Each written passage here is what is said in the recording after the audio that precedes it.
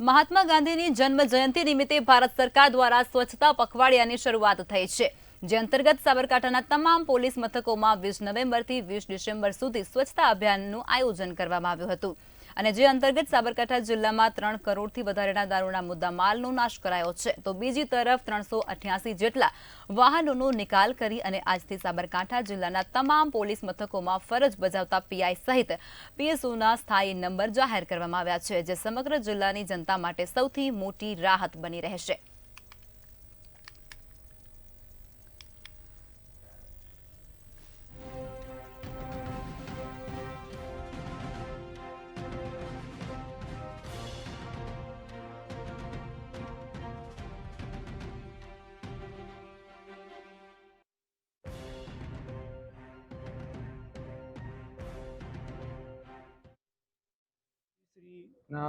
आदेश मुजब police department द्वारा स्वच्छता अभियान चालू करवामां आव्या छे अने तमाम पुलिस स्टेशनोनी सफाई करवामां आवी रही छे।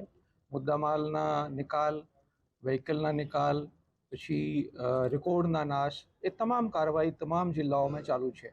अने आजे अमे हिम्मतनगर पुलिस स्टेशननी विजिट लीधी छे अने हिम्मतनगर पुलिस स्टेशनमां पण 3 करोड़ जेटला मुद्दामालना निकाल करवामां आव्या छे।